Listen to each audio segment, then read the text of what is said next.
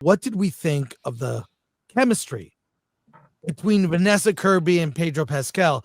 Because on the press tour, when you see the two of them together, I have like dry humping, you mean? Yes. Well, let's see this chemistry. I will say this is the most heterosexual movie Marvel has ever made. Let's just say it out loud. What we're all thinking. Facts. Let's take a look at this. Facts. My yummy old man.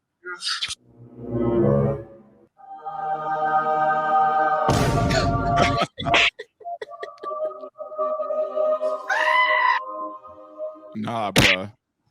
It's kind of like, what would be the literal translation? Yummy old man. Can we stand 6 minutes of this? Let's see. No. Let's see how far we can go. I'm going to play it until you tell me to stop. Let's go. No, I'm it's out. my yummy I'm old done. man. I'm done. Back on track, babe. Back on track, baby. Cheers to that, babe. Cheers to that, though. What's a sexy accent to you? Italian. Italian. Like Spanish. Spanish. Arbitrary Latino. Yes. My, so that's included in. My forte. Pedro. Yeah. From Game of Thrones, maybe. That. And like someone that can talk to you in that language. What does the chat say? Pineapple. What does the chat say? Make it stop. Stop, please. Totally inappropriate. Do they come off as Please like stop, uncle? He's the gay best friend. He is the gay best friend of Vanessa Kirby. Okay, but here's the problem. husband tells himself. Here's the problem with that, though. Do we know? Look, we don't know for sure that he is gay or not. Like we all suspect it, but we don't know for sure, right? Now, what he's doing is whatever. I'm pissed off at what she's doing because that woman is married, is pregnant with another man's child, has a fiance at home, right? Yeah. And she's out there like fondling this man all over the media. Nah, man, return her to the streets. We're only 43 seconds in. We're only 43 seconds in. The video is 7 minutes. Let's see. Thinking you're verraco means you think you're hot shit. Let me demonstrate. Terrorism.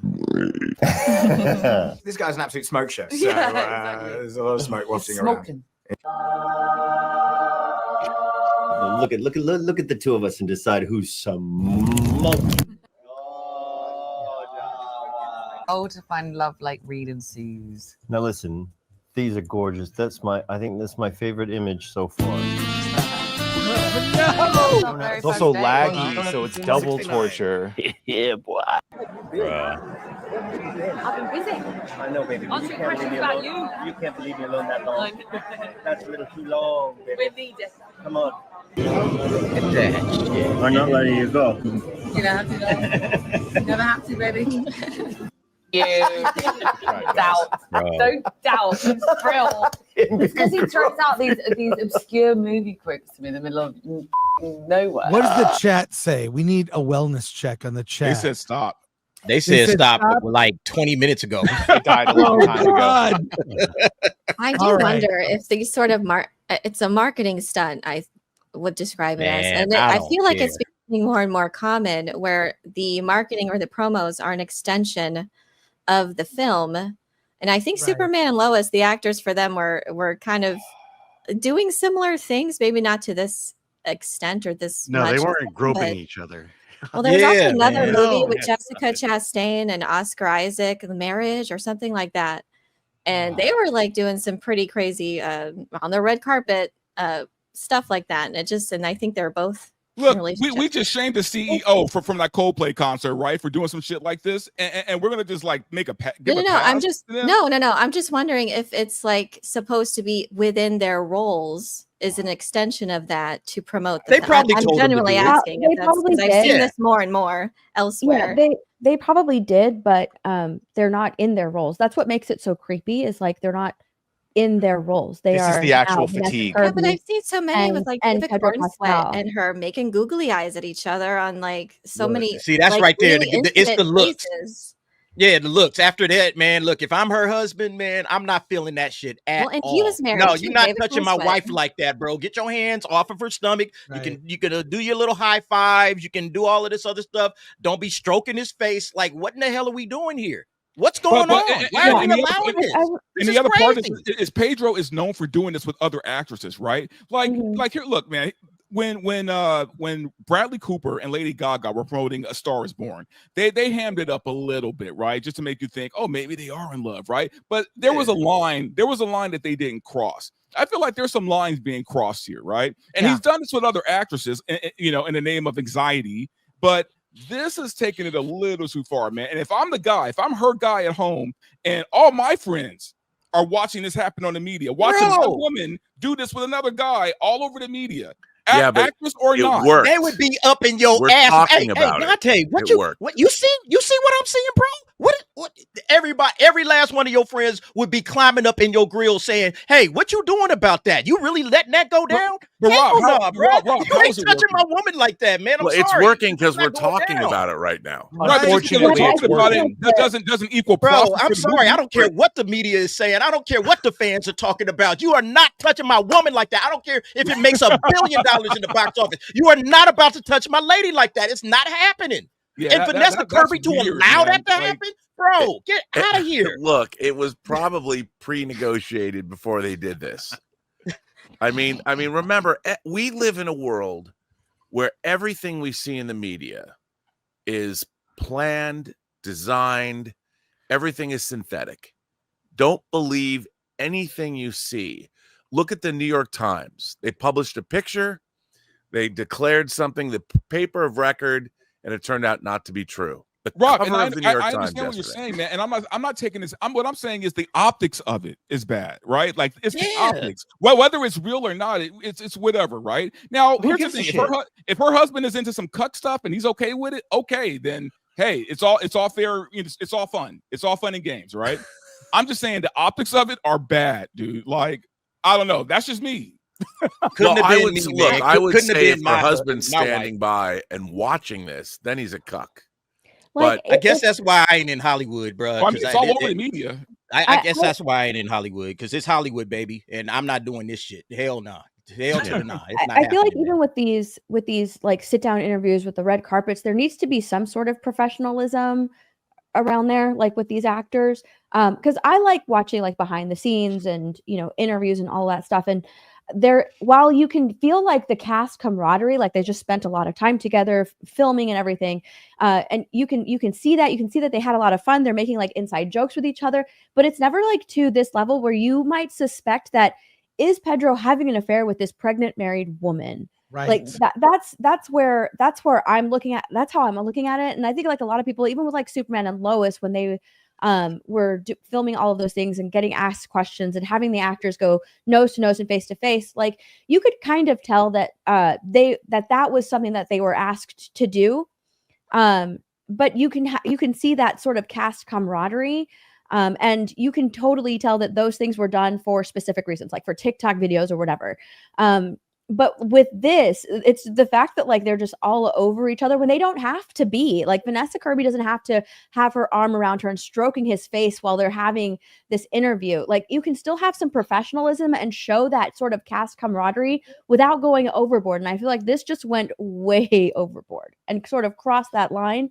And it could be because she's pregnant and married, like because she's pregnant and people are like really like looking at it and laser focused on it because she's married and pregnant with another man's child. And that's why it's an even bigger deal now. Who knows? But it's sort of like that. They crossed a line of professionalism that made it weird. Wait, in real life, she's pregnant with another man's child that isn't her husband? People too.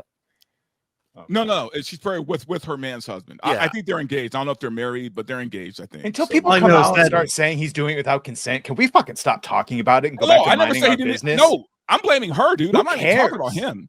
I'm saying she. Who cares? Do you really think he's hanging around with the bros? It's Chris's fault for showing it to us. That's the topic at hand. No, but all I know is I'm pretty sure that baby is confused. I just think though that look, I mean, remember, everything we see is synthetic, and they're whether they're playful, whether they knew what they were doing. They knew they were on camera. They knew it was going out. I mean, and the Disney publicist saw it all. And we now live in a world where this kind of thing is unfortunately what people want. They want to see it. They want to experience it. And it's everywhere. Those clips did their job. But they really didn't, Rob, because it didn't add to their box office. Well, by the way, it overperformed from the initial box office projections. I will agree to a certain point. Like the Superman clips that people were like getting weird at when they were put on X, like those strange clips, when they were put on TikTok, like people love it. They're thirst traps for women. That is marketing towards women, and it worked. Like there are tons and tons of TikToks coming out after the Superman movie where women, film themselves going to the theater watching Superman and only watching it for David Cornsweet. Like that is the only reason. So to that effect, they knew that they had the male audience built in, but they had to find a way to get women to the theater, and they made thirst traps. That's basically what they did. Yep. And it worked because 100%. I did see a lot of girls going to see Superman for David Cornsweet. Well, look at the new. Have you guys seen this part? It didn't come off like that though. Them touching each other came off as it's really creepy and inappropriate. But that works in a different way. Have you guys seen the Sydney Sweeney American? I don't know. American jeans, pro-Nazi jeans. 50 times already. I've seen it. I mean, those are. By the way, I just dropped the a video reaction on to it. those You guys, jean ads is after this, go watch it. They're just they're hilarious, and people are talking about them like they're the downfall of Western civilization. Dante wears American Eagle confirmed. I will say I don't think any woman involved with another man having a baby with another man is going to be that comfortable being so touchy-feely, flirty, unless that man is gay. Then it's okay. 100%. Sure, but we don't know for sure if he is. That's the problem. Pedro's a purse puppy. Look on the internet how many women and has Pedro Pascal been attached to. And look, it could be. We don't know. We don't know anything. I don't know any men he's been attached to. There was a whole article about that though, and it was just they were all his friends. Yeah. It could be as fake as I asked Chris Gore if my AI could promote my new movie. He said, "Of course, so long as I help." I say no. You can't do it. AI Pedro. We're not doing that. Let's move on to this. One last thing. We'll get the soups related to FF. Vanessa Kirby was on Josh Horowitz's show, which I've come to really enjoy. Yeah, it's great. I saw him do some panels at Comic-Con, and he really nailed it. He's smart. He knows his stuff. He has good rapport. This is Vanessa Kirby on Sue Storm's powers, how they make sense. I have a very stupid but real question. I mean, so as the nature of being a superhero, you kind of have to do like the hand movements thing, right? You have to sell that. Is there a discussion of like, oh wait, we need to sell Sue's hand movements in a different way than Scarlet Witch? I need a different special hand movement than Lizzie. Exactly, Josh. Oh my gosh, you're so perceptive. I had that conversation daily because what she does is incredible and it's so definitive. And I also wanted to understand the powers at a very fundamental level. Otherwise, I think I would feel a bit silly. You know what I mean? I knew I would feel silly kind of waving my hands around without really understanding what it feels like to do it. But then you go, well, how do I start to imagine what it feels like to do it? And so I had to understand it on a scientific level. So I was imagining that Sue creating force fields is essentially like moving frequency or energy, right? And if you think about radio waves or microwaves, or our phone waves that connect a call to Australia from England, it's not what the connection is invisible, but it's still moving through space, if that makes sense. Mm-hmm. And we can't see them with our retinas, but it's there. And so I imagined, okay, Sue can just move things. She can move light in a way that we can't perceive in our human, five senses. She almost like had a seventh sense is what I imagined. And so then we started talking about how in the comic she does use her hands a lot. So I can't not use my hands, because for a second I was like, maybe I just shouldn't, just so it's not too similar to anybody. Because even Doctor Strange, uses his hands like a lot of the superheroes do. So then I thought, okay, well, seeing as she's using her actual molecules, like her actual cells and her own atoms to move a different kind of frequency, wouldn't it come from her core rather than just her hands? And then I said, well, look, why don't we study the chakras and imagine that it's a whole energetic force field that's coming out of her, and then she uses her hands to conduct that energy. So I spoke to VFX, and Matt and I spoke for ages, and Jenny, the movement director, who was wonderful. We just spent a long time trying to work out bodily movements, and sometimes they got a bit too sensual, so we had to go back a bit. Because but she is. Yeah, I hope she was like a little bit sensual because she is to me in the comics. But it was really fun developing it, and then. Yeah, I like that she thinks this deeply about it. She spent more time thinking about this than the entire production crew has thought about Starfleet Academy. Yeah, well, and we'll have a link to this episode of Happy, Sad, Confused. I like it. At the end, she started like a girl talking about crystals, though. So I was kind of tuning out a little. No, but I like that. But no, real quick, because that was a perfect example of it. The biggest part of all the fatigue is these people talking about their movies. Like, it makes it absolutely insufferable. It's why I went into Fantastic Four expecting to not like it, because Pedro and all the things. And you watch, it's like, oh, there wasn't anything about Johnny being a modern man, or there wasn't anything about that. Like, that is the most tiring thing, is the run up to it. Even the girl boss stuff, I don't think was. I mean, yes, arguments can be made. I saw her as a strong leader, as part of the group. Yeah. Right. She had different abilities, different both in leadership and in powers. And I feel like they did her powers better than Reed. I think Reed was a disappointment. Yeah. But, he didn't stretch his legs and arms. She was a mother who was protecting her family and child. That's not girl boss. That's like, you do not cross this line. So I think it made sense, a lot of sense to me. Yeah, they all work together too. They all which I love seeing their unique individual skills still be crucial to how everything turned out. So even what she did it made sense for what was happening, and everyone else was still a part of what happened at the end with Galactus. And yeah, it just made all the sense of the world to me that she would expend every ounce of her motherly energy to protect her child. It just felt, that's organic to me. She mentioned it, motherly rage, Vanessa, in another interview. Yeah. So yeah, you guys are right on. And it was a last ditch effort as well. They had tried everything and it failed. So when all else fails, I will sacrifice my life for my child. I will give my all to do that. So it made sense within the film. I don't think it was like a whole girl boss moment.